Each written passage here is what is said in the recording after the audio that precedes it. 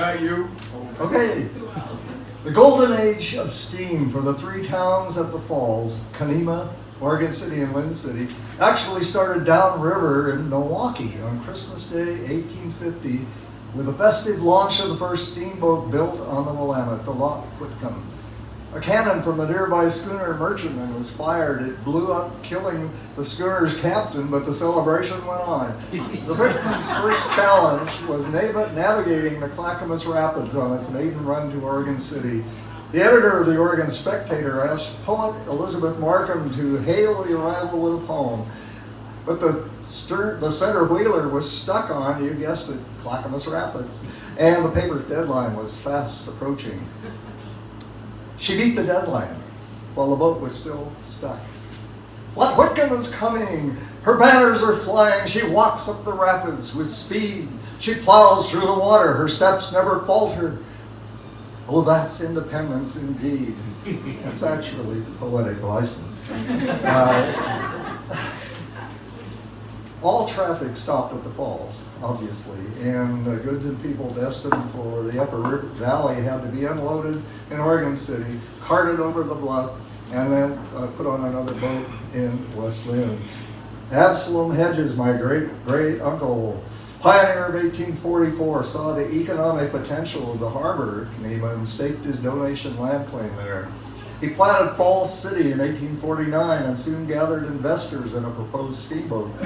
Filling a satchel with freshly minted gold beaver dollars, he sailed to New York to buy steam engines, but he had to go down and have them recast because they were not legal tender. That's why Absalom is to blame for the lack of beaver money today. Okay, he laid the keel for the steamboat Kanema in April 1851, and three others beat him, but they were not built in Kanema. So the Multnomah was one of them. He laid the keel for the steamboat Kanema the 135-foot side wheeler carried passengers as well as freight, and was the first traveling post office in the territory. That was the only known picture that you just saw of the Kanema. And I'm running slow here. You're doing great, Dave. Anyway, this is the portage road that was blasted from the cliff and to speed up things.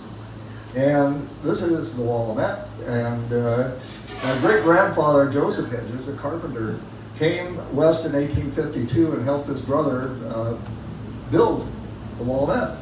And the March 1854, the Falls Company of Linn City launched the Gazelle, but a month later, tragedy struck. After crossing to Kanema to board passengers, the boat's boilers blew up.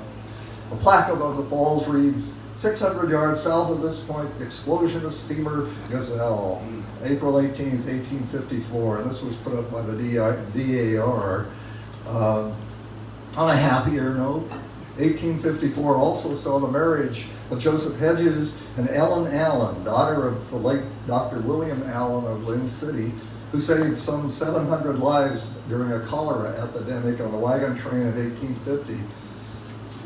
Here we see Joseph and Ellen with various kin. The date's unknown, but the house which Joseph built was demolished to make way for Highway 99. Good for you. And the flood of 1861 swept Kanema over the falls and wiped out Linn City and much of Oregon City. Absalom lost most of his fortune. Kanema again thrived and more boats were launched, but Linn City was slow to recover. In the 1870s, only 3 steamboats were built in Kanema, the last of some 30 plus. One of the 3 was the 150-foot Alice, among the largest ever to navigate the upper river, seen here in the Kanema Boat Basin. The Willamette Falls locks opened on New Year's Day, 1873, eliminating the need to portage around the falls. The tiny towboat Maria Wilkins, loaded with bigwigs, was first through. Great story here by Larry McIntyre, if you haven't read it. Thus ended the golden age of steam at Willamette Falls.